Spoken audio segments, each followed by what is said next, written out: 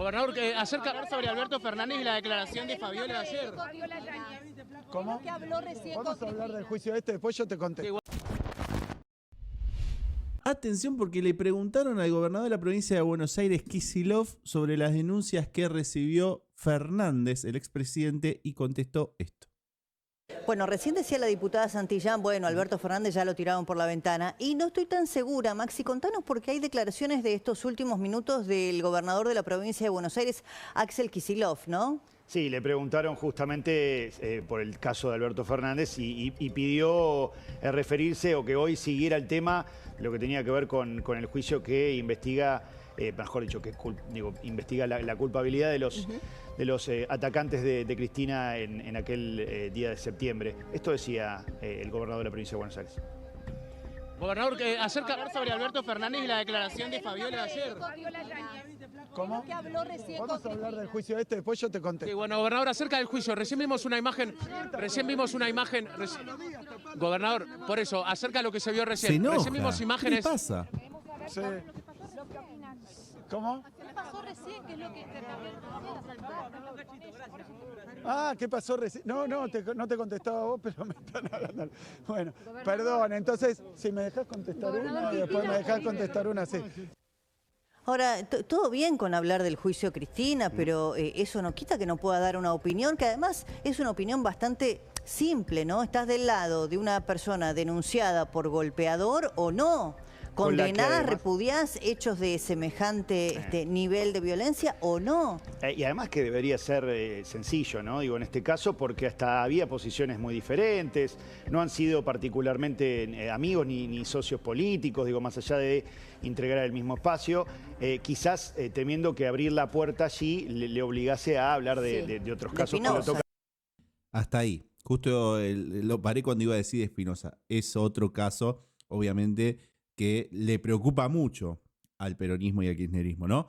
Pero fíjense que acá justo el periodista estaba diciendo como que no había una relación de amistad y como que mucho nada nos unía, pero ahí no coincido tanto porque recuerden que durante el gobierno de Kicillof, que compartió en presidencia con Fernández, hubo negociados, hubo venta de tierras, hubo cesiones de tierras de la nación a la provincia y con eso negociados millonarios. Hay un par de videos y de análisis periodísticos que hicieron y hablaban de esto. Es más, en el canal hay un par de shorts hablando de esto. Así que disiento un poco de que no hay algún tipo de relación ahí.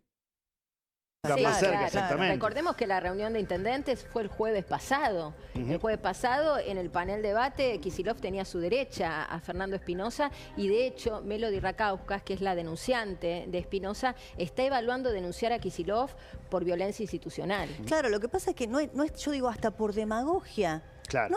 Nadie le preguntó por Espinosa, aunque alguien lo hubiese hecho después, podría haberse negado a responder, pero si le preguntan por Alberto Fernández, en las horas posteriores, prácticamente ni un día ha pasado desde que su ex mujer lo denuncia por hechos tan graves y aberrantes, la verdad, inexplicable. La única explicación posible es la complicidad o el aval a ese tipo de conductas. Si querés, Maxi, también compartimos, vos recién decías que hoy se presentó Cristina Kirchner precisamente como testigo en la causa. Esta parte la vamos a saltear, no vamos a hablar de Cristina, vamos a saltear un poquito. Importantísima del tema de la denuncia por violencia de género de Fabiola Yáñez a Alberto Fernández, que tiene que ver con lo pericial. Y le vamos a dar la bienvenida a Rafael Herrera, que es psiquiatra forense, es médico legista. Gracias por haber venido, Rafael. Se me ocurren dos cosas. Primero, el tema de las pericias psicológicas y psiquiátricas. Calculo tanto a víctima como a victimario. ¿Qué puede salir de ahí? ¿Qué es lo que puede resultar de un peritaje en ese sentido, que todavía entiendo que no se ordenó? Y por otro lado, bueno, hablamos de violencia física, si las fotos de los golpes que ya no podemos pasar, bueno, eso pueden ser prueba, pueden servirle al tribunal para evaluar la lesión. Pero arranquemos por las pericias. Sí, yo las veces que me consultaron por este tema trato de ser bastante cauto por la delicadeza que tiene el tema y la violencia de género en sí, pero lo que más me interesa destacar siempre es que por ahora hay una denuncia. O sea, hay una persona que relató que sufrió violencia de género. Que fue ratificada. Para que esa persona se transforme en una víctima, por más que suene duro, tiene que haber una sentencia. Si no, no habría un proceso judicial en el medio. todo lo que se denunció se tiene que probar. Las primeras pruebas o las pruebas madres acá son las pericias. Y hay un inconveniente al menos, por ejemplo, con la pericia física, que es a lo que vos hacías referencia. Sí. Porque esos supuestos golpes de esas famosas fotos, acá se divide en dos la postura de los peritos legistas. Hay algunos que te dicen, yo sobre una foto no me puedo expedir. Porque yo tengo que ver el cuerpo, tengo que ver cuánto tiempo tiene ese golpe, tengo que ver el mecanismo de producción, y una foto no me alcanza. Ese es el primer problema, para lo físico. Después están las pericias psicológicas y psiquiátricas, que acá obviamente lo que va a tratar de demostrar, entiendo yo, la querella, es que hubo una especie de coerción psicológica o coerción emocional, en la cual fue manipulada, subyugada, le infundieron miedos y demás, y una pericia psiquiátrica, que pueden negarse cualquiera de las dos partes. Claro, o sea, tanto él, porque también va a ser sometido a las mismas, como ella, tienen el derecho de negarse a hacérsela. Ahora, usted decía algo interesante, doctor, para darle perspectiva de género también a esto. Muchas mujeres que denuncian violencia de género, como lo hacen cuando pueden, eso hemos aprendido, a veces pasan muchos años, a veces ya las lesiones físicas desaparecen, pero quedan huellas o rastros en la psiquis. Entonces, digamos, no es una condición necesaria que la mujer tenga que mostrar o el daño en el cuerpo o una documentación fotográfica del golpe para poder ser acreditado, entiendo. Lo que pasa es que hay que escindir lo que es daño físico de lo que es daño psíquico o emocional. Por eso yo hacía la aclaración. Para el daño psíquico, sin duda, juegan un papel preponderante las pericias psicológicas o psiquiátricas. Las psicológicas generalmente lo que tratan de hacer es perfilar o dar características de la personalidad tanto de la víctima como del supuesto victimario. Y la psiquiátrica cala un poco más hondo, los que estamos en la mente pericial y lo hacemos todos los días, lo que buscamos es ver si hay alguna patología de base que pueda interferir de alguna manera en el acto que se le imputa a la persona que está denunciada. Ahora, doctor, yendo al tema de los resultados posibles de una pericia, hemos visto en la cobertura periodística que han trascendido resultados de pericias y en muchos de ellos se ha dicho, bueno, el relato de la víctima es un relato consistente, un relato coherente, ubicado en tiempo y espacio, un relato que no trasunta mendacidad o fabulación. Todo eso suma a fortificar la idea incluso de la lesión física, aunque no se pueda documentar.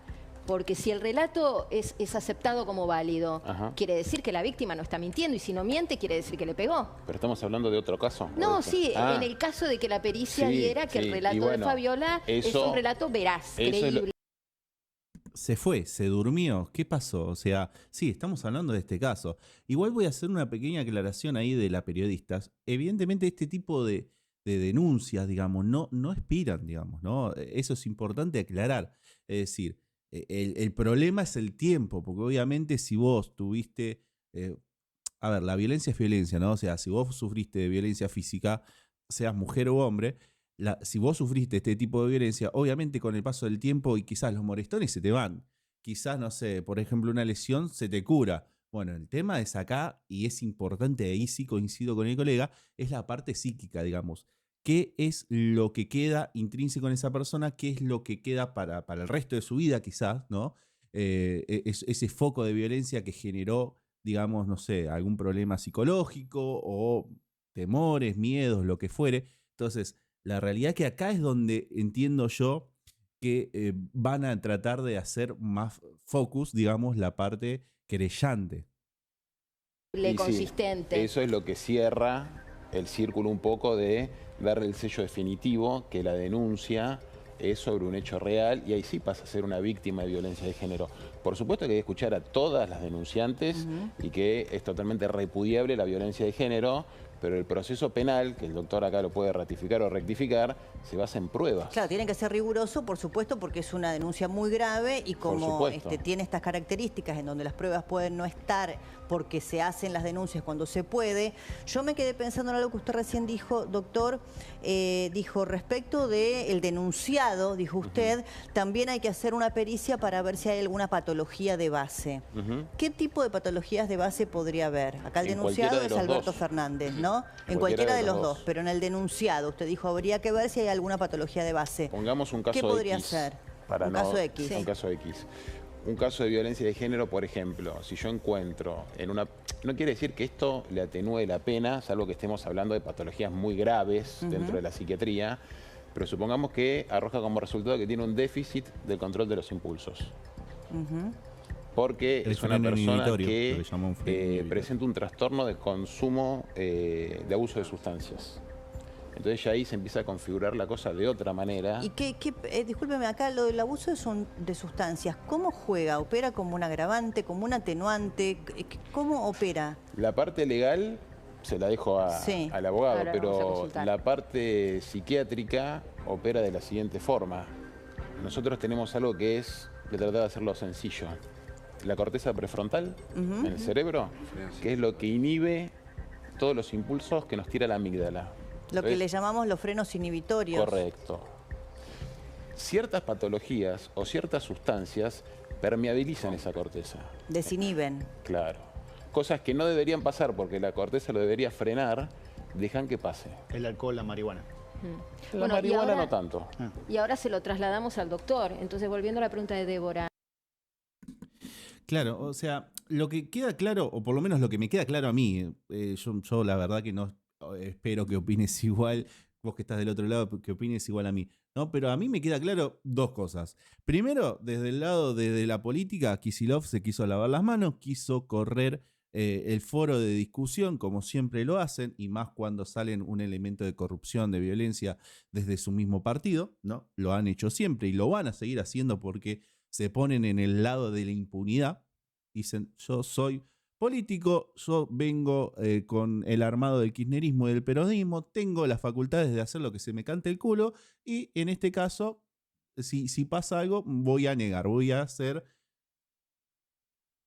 fingir demencia, por así decirlo, y aprovechando que está en este caso el psiquiatra forense.